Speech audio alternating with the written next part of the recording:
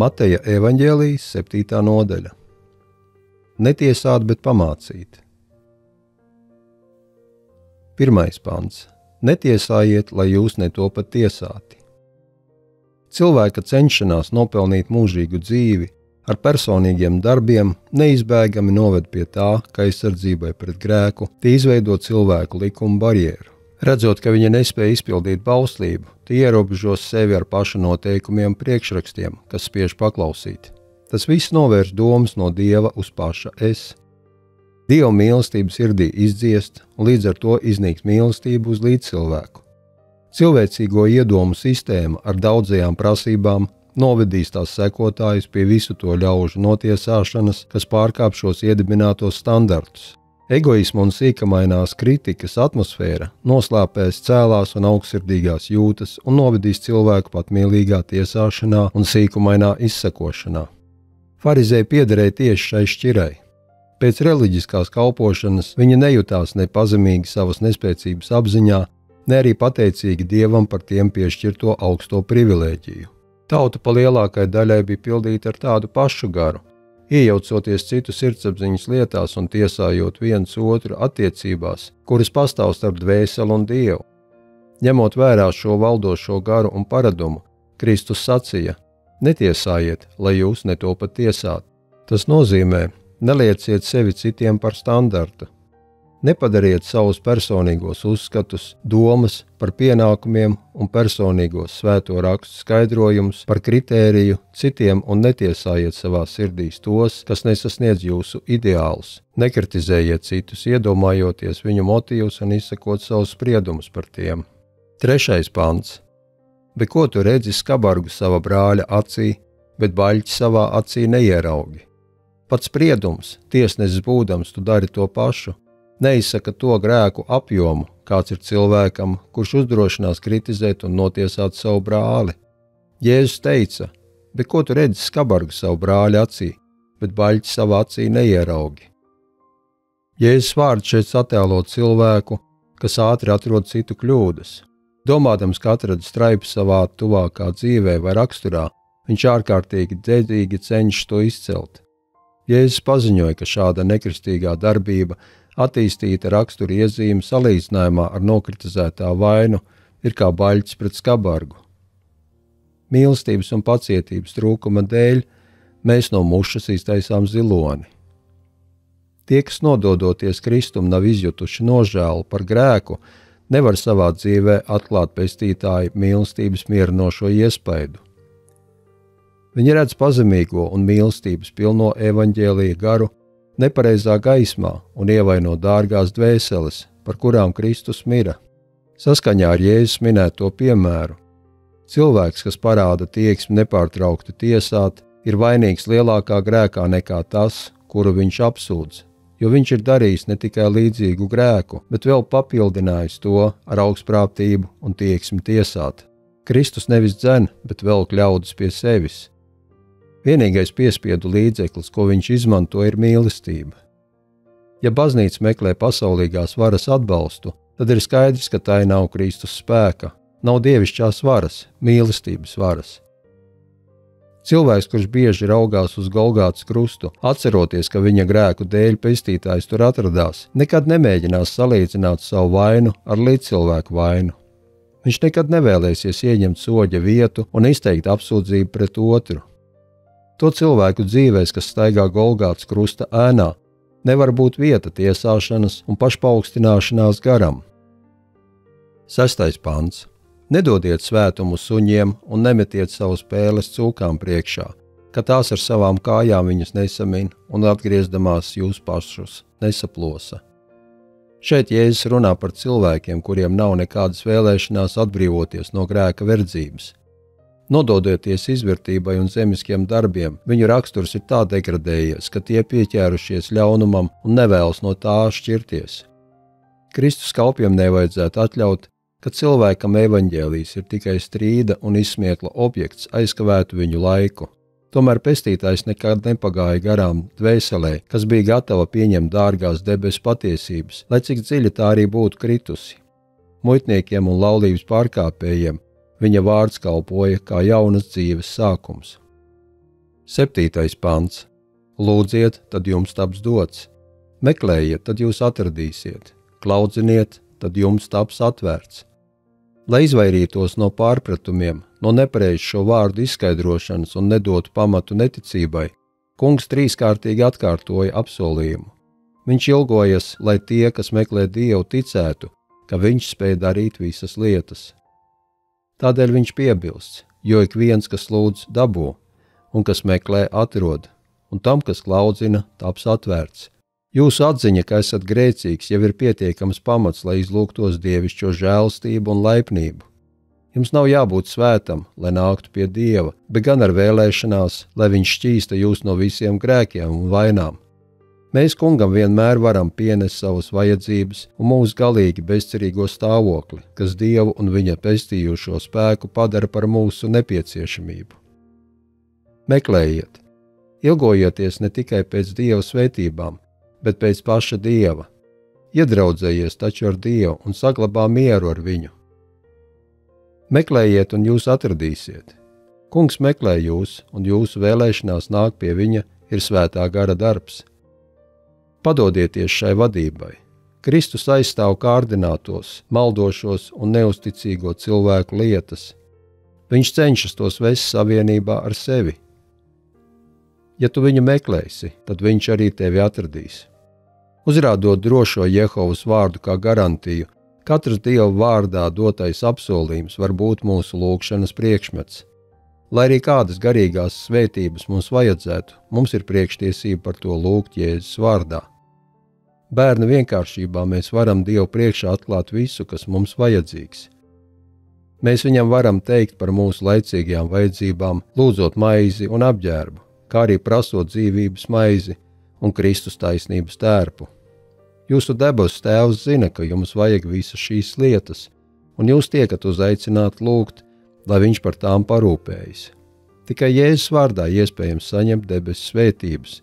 Kungs pagodinās savu vārdu, apmierinot visas mūsu vajadzības pēc savu bagātā žēlastības mēra. 12. pants. Tad no visu, ko jūs gribat, lai cilvēki jums dara, tāpat dariet arī jūs viņiem, jo tā ir bauslība un pravieši. Pamatojoties uz Dieva mīlestību pret mums, Jēzus pieprasa, lai mēs mīlētu viens otru, savienojot savstarpējās cilvēcīgās attiecības zem viena vienīga, vispārēja, vadošā noteikuma. Jūdi rūpējās vienīgi par to, ko viņam vajadzētu saņemt. Viņi centās sevi apgādāt ar to, kas pēc viņu uzskatiem bija atbilstoši viņu spēkiem, godam un kalpošanai. Kristus mūs aicina nedomāt par to, cik daudz mēs saņemsim, bet gan cik daudz mēs dosim. Mūsu pienākuma mēraukla attiecībā pret citiem ir tas, ko mēs uzskatām par citu pienākumu pret mums. Šis zelta likums atrodas patiesības, laipnības un pieklājības pamatā, un vislabāko tā ilustrāciju atrodam Kristus dzīvē un raksturā. At cik daudz skaistumu, laipnības, staru izplatījās no mūsu pestītāja viņa dzīves laikā. Kāda labsirdība un žēlastība izstaroja no viņa personības. Tam pašam garam jāatklājas viņa bērnos. Tie, kuros dzīvo Kristus, būs dievišķās atmosfēras apņemti. Viņu baltās skaidrības drēbes izplatīs ap sevi dievišķā dārza smaržu. Viņu sejas atstaros Kristus gaismu un apgaismos šaubīgā un nogurušā ceļinieka teku. Zelta likums runā par patiesību, kas vienreiz jau bija paziņota kalna svētrunā. Ar kādu mēru jūs mērojat, ar tādu jums taps atmērots. Tas, ko mēs darām citiem, vai tas būtu labs vai ļauns, vienmēr atgriezīsies pie mums atpakaļ, vai nu kā svētība vai lāsts. Ko mēs dodam citiem, to pašu saņemsim atpakaļ. Vajadzības brīdī tas bieži atgriežas atpakaļ kā debesu valsts monēta. Bez tam Kungs katru dāvanu jau šeit uz zemes dzīves atalgo, bagātīgi sniedzot savu mīlestību, bet mīlestība ir visu debesu bagātību un dārgumu summa. Tāpat atgriežas darītais ļaunums. Katram, kas brīvi notiesā vai atņem drosmi otram, pašam būs jāiet pa to ceļu, pa kuru viņš licis iet citiem, un būs jāizjūt tas, ko sajuta citi bez viņa līdzjūtības un mīlestības. 14. pants. Bet šauri ir vārti un šaurs ir ceļš, kas aizved uz dzīvību, un maz ir to, kas to atrod. Kristus laikā Palestīnas iedzīvotāji mājoja ar mūri apjostās pilsētās, kas parasti atradās kalnos un augstienēs. Uz vārtiem, kurus saulē rietot aizslēdza, veda stāvs un kliņšains ceļš. Ceļnieks, kas atgriezās pilsētā, kāpjot augstajā kalnā un tuvojoties mērķim, bieži pielika pēdējos spēkus, lai paspētu pirms saules rieta ieiet pa vārtiem. Tam, kas nokavējās, gribot negribot, nakts bija jāpavada ārpus pilsētas. Lai attēlotu kristiešu ceļu, Jēzus izmantoja šauru kalnu pejošu taku, kas ved uz mājām pie atpūtas. Viņš saka, ceļš, ko aprakstīja, ir šaurs, un caur vārtiem ieiet grūti, jo zelta likums izslēdz lepnumu un egoismu.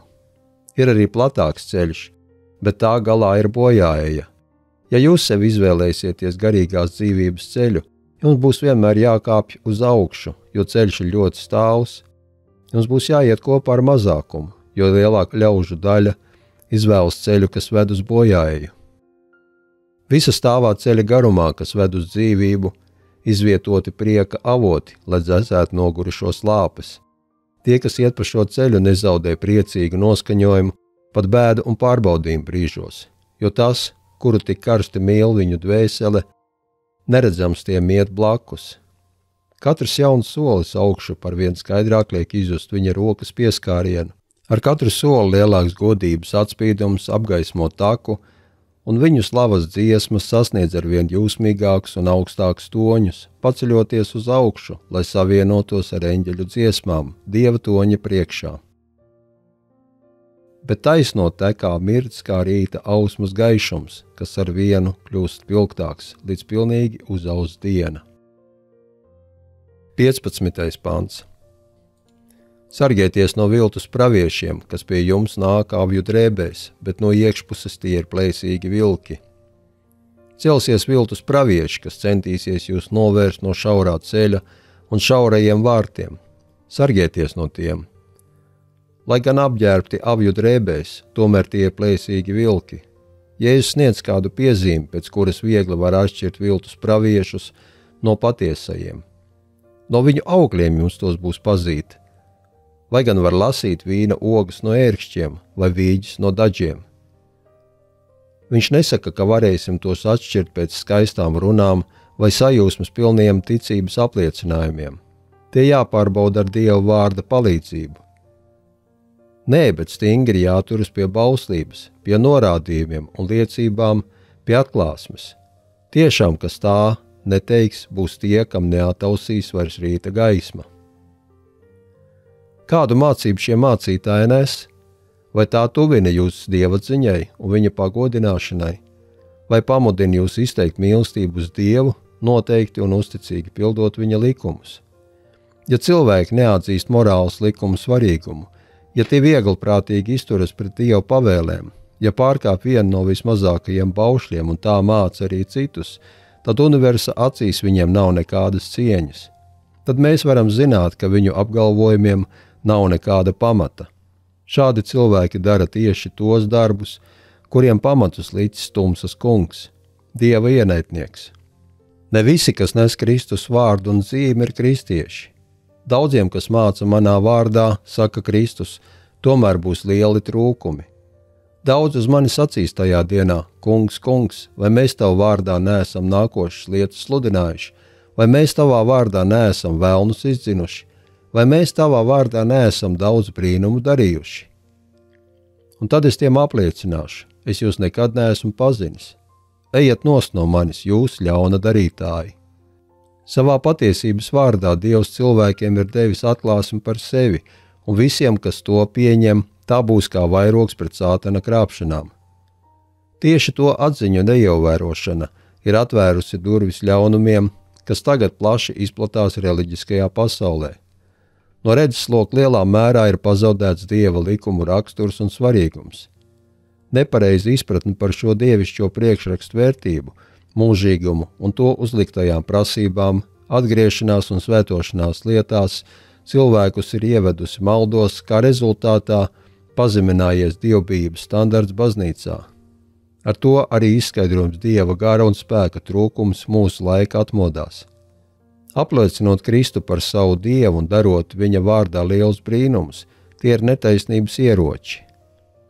Tie nāk pie tevis kā tautas sanāksmē un klausās tavus vārdus, bet tos nepilda. Tie ir mīlīgi ar savu muti, bet viņu sirds dzenas pēc mantas. Redzi, tu esi tiem kā jauka dziesma, kā tāds, kam skaista balss, kas jauki māk spēlēt kokli, tādēļ tie klausās tavus vārdus, bet tos nepilda.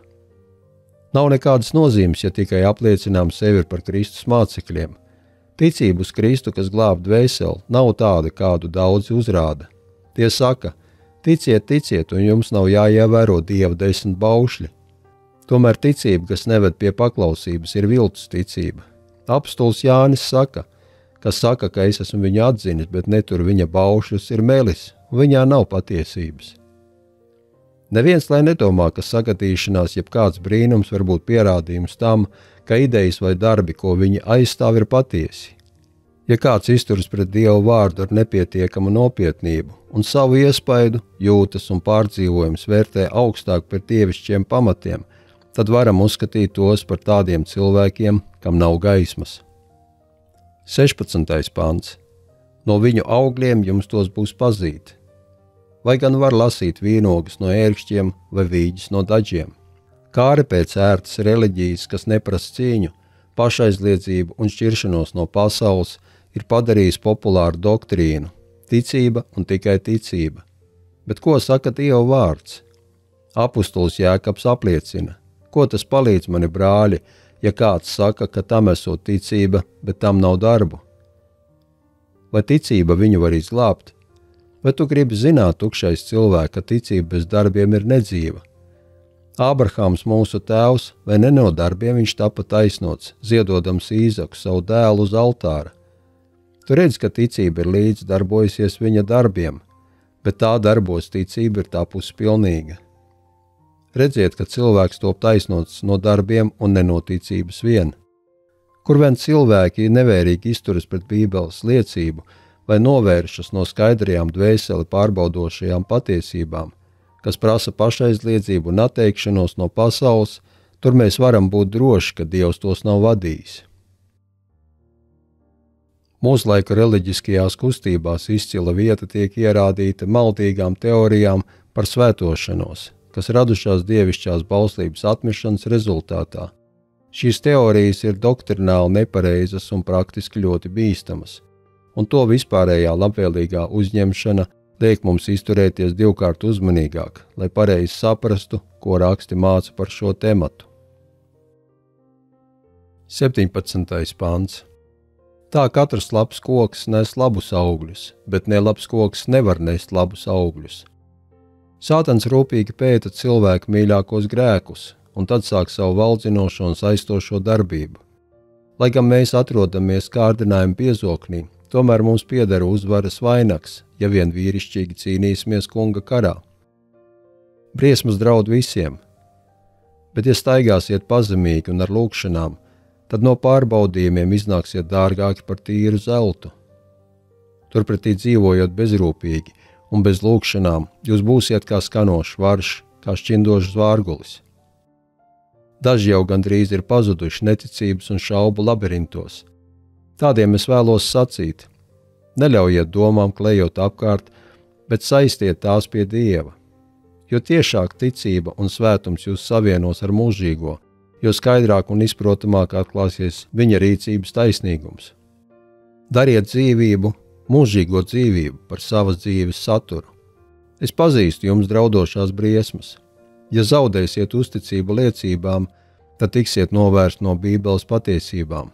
Es baidos, ka daudz ieņems jautājošu, apšaubošu stāvokli un sāpēs par jūsu dvēselēm vēlos jūs brīdināt. Bet cik būs to, kas ņems vērā brīdinājumu? Vai jūs, kas tagad turaties pie liecībām, spēsiet tās brīvi pieņemt, vai arī atmetīsiet kādu vai visas, ja tiks dota tāda, kas aizšķērsos jūsu ceļu un labos jūsu kļūdas? Tieši tā daļa, kuru vismazāk vēlēsieties pieņemt, ir visnepieciešamākā. Dievs ar Sātanu nekad nesadarbojas. Liecības nes vai nu Dieva, vai arī Sātana zīmogu. 21. pants. Ne katrs, kas uz mani saka, kungs, kungs, ies debesu valstībā, bet tas, kas dara mana debesu tēva prātu. Zināšanās par Dievu Ēsavs un Jēkabs bija vienlīdz labi apmācīti, un abiem bija brīva iespēja staigāt kunga baušļos un saņemt viņa žēlastību. Bet ne jau abi to izvēlējās. Katrs no tiem bija gājis savu ceļu, un viņu ceļiem arī turpmāk vajadzēja atšķirties arvien vairāk un vairāk. No Dieva puses tā nebija ietiepība, ka Ēsavs šķīra no pestīšanas svētībām. Dieva žēlastības dāvanas Kristū ir brīvi pieejamas visiem cilvēkiem. Vienīgi personiskā izvēle, kādu var aizvest līdz bojājai. Dievs savā vārdā ir darījis zināmus noteikumus, uz kura pamata dvēsele var tikt izraudzīta mūžīgai dzīvei. Tā ir paklausība viņa baušļiem, ticībā Kristum. Dievs ir paredzējis raksturu saskaņā ar viņa likumiem un viņa prasībām. Vienīgi tāds cilvēks varēs iet godības valstībā. Kristus pats teica, kas tic dēlam, tam ir mūžīgā dzīvība, bet kas dēlam neklausa, tas dzīvību neredzēs. 22. un 23. pants. Daudzi uz mani sacīs tanī dienā: Kungs, kungs, vai mēs tavā vārdā neesam nākošas lietas sludinājuši? Vai mēs tavā vārdā neesam velnus izdzinuši? Vai mēs tavā vārdā neesam daudz brīnumu darījuši? Un tad es tiem apliecināšu: es jūs nekad neesmu pazinis. Eita nost no manis jūs ļauna darītāji. Viņa pilda jaunpienākušo cilvēku prātus ar neusticību un šaubām pret Dieva gara liecībām. Viņa liecības nepareizi iztulko un nevada cilvēkus uz svētošanos Dievam, un nepamudina paklausīt draudzes balsī, bet gan māca viņus palikt neatkarīgiem un neņemt vērā citu domas un spriedumus. Šo cilvēku iespējas darbojas slepeni. Daži neapzinās ļaunumu, ko viņi nodara. Būdami paši nesvētoti, lepni un nepaklausīgi, viņi vada arī citus pa nepareizu ceļu. No šīm nesvētotām personām ir jāieelpo saindēts gaiss. Dvēseļu asinis ir pie viltus drēbēm, un galīgā norēķināšanās dienā Kristus uz viņiem sacīs: Ejiet prom no manis visi jūs netaisnie strādnieki. Viņi būs pārsteigti, tomēr viņu šķietami kristīgā dzīve bija viltus un krāpšana. Cita mācība, kas vēl tiks pasniegta, būs, ka viss, kas mums jādara, ir jātic Kristum. Jātic, ka viņš piedod grēkus un ka pēc grēku piedošanas vairs nav iespējams grēkot. Tā ir sātana cilpa. Tas taisnība, ka mums jātic Kristum, jo viņš ir mūsu vienīgā pestīšanas cerība. Bet arī tā ir taisnība, ka mums ikdienas ticībā katram individuāli jārūpējas par savu pestīšanu. Nevis lielībā, bet ir bijāšanu un drebēšanu. Mums, kalpojot viņam, jādod visi spēki, un kad esam darījuši, ko spējam, tik un tā jāuzskata sevi par necienīgiem kalpiem. Ar mūsu pūliem savienosies dievišķais spēks, un kad mēs ar ticību roku pieķersimies Dievam, Kristus mums piešķirs savu gudrību un savu taisnību. Tā pateicoties viņa žēlastībai, mēs varēsim celt uz drošu pamata. 25. pants. Kad stiprs lietus lija un straumes nāca un vēji pūta un gāzās šim namam virsū, nams tomēr nesabruka, jo tas bija celts uz klints. Kristus, šis patiesais pamats, ir dzīvs akmens. Viņa dzīvība tiek piešķirta visiem, kas būvē uz viņu. Uzceliet no sevis pašiem kā no dzīviem akmeņiem garīgu namu. Viņā visa celtne kopā salaista aug par svētu templi tam kungam. Akmeņi un pamats kļūst par vienu veselu, jo viņos plūst kopīgā dzīvība. Celtne kļūst nesagraujama un nesatricināma, jo visi, kas dzīvē savu likteni dala ar Dievu, līdz ar viņu pārdzīvo visu pārējošo. Katra celtne, kas nebalstās uz Dieva vārda pamata, sabruks. Tie, kas līdzīgi jūdiem Kristus laikā pamatojās uz cilvēcīgām idejām un uzskatiem, uz cilvēku izdomātām dievkalpošanas formām un ceremonijām, vai uz vienalga kādiem darbiem, kurus var veikt neatkarīgi no Kristus žēlastības, ceļ savu raksturu uz irdenām smiltīm. Niknas kārdināšanas vētras smilšaino pamatu aizslaucīs prom, mūža krastmalā no mājas atstājot tikai gruvešus. Jēzus sacīja, ka tas, kas pieņem viņa vārdus par savu raksturu un dzīves pamatu, ir līdzīgs vīram, kas savu namu būvē uz klints. Pirms vairākiem gadsimtiem pravietis Jesaja rakstīja: Mūsu Dieva vārds paliek mūžīgi.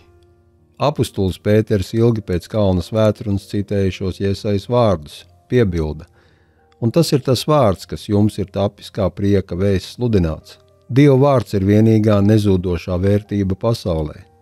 Debes un zeme zudīs, bet mani vārdi nekad nezudīs. Bet šodien lielā mīlestība vēl lūdz grēcinieku. Tik tiešām, ka es dzīvoju, saka Dievs tas kungs, man nav prieka par bezdievja nāvi, bet gan par to, ka bezdievs atgriežas no sava ļaunā ceļa un dzīvo. Atgriezies, jēl atgriezies no saviem ļauniem ceļiem. Kāpēc tu gribi mirt? Redz, es stāvu durvju priekšā un klaudzinu. Ja kas dzird manu balsi un durvis atdara, es ieiešu pie viņa un turēšu ar viņa mīlestību, un viņš ar mani. Redz, tagad ir vislabvēlīgākais laiks, redzi, tagad ir pestīšanas diena. 29. pants. Jo viņš tos mācīja kā tāds, kam vara, un ne kā viņu rakstu mācītāji. Viņš apmeklēja lielos gadskārtējos tautas svētkus un āršķirīgajās ceremonijās ieslīgušajiem ļaužu pulkiem stāstīja par debesu lietām, ļaujot tiem ielūkoties mūžībā. Viņš it visiem izdalīja bagātības no gudrības mantu nama. Jēzus ar tiem runāja tik ikdienišķā valodā, ka ļaudis vienkārši nevarēja nesaprast. Ar savām īpašajām metodēm viņš palīdzēja visiem noskumušajiem un apbēdinātajiem ar saudzīgu, pieklājīgu laipnību, kalpojot grēku slimajām dvēselēm, dāvādams tām veselību un spēku. Kā visu skolotājs viņš centās piekļūt ļaudīm, runājot par tiem vispazīstamākajām norisēm. Kungs patiesību pazniedz tā, ka viņa klausītāji pēc tam vienmēr atskārta, cik cieši šīs atziņas savītas ar to vissvētākajām atmiņām un patīkamajām lietām. Jēzus mācīja tā, lai ļaudis saprastu, cik pilnīgi viņš ir saistījies ar cilvēku interesēm un viņu laimi.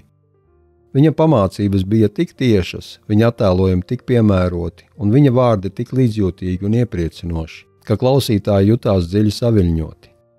Vienkāršība un nopietnība, ar kādu kungs uzrunāja trūcīgos, sveitīja katru viņa teikto vārdu. Sava tēva maigās, mīlošās un žēlojošās gādības tiešākai attēlošanai Jēzus piemēroja līdzību par pazudušo dēlu. Kaut arī debesu tēva bērni kļūdās un aizmaldās tālu prom, ja tie nožēlo un atgriežas, viņš tos ar prieku atkal pieņem, kā laicīgais tēvs, atgūdams sen zaudēto dēlu, kas nožēlā atnācis mājās.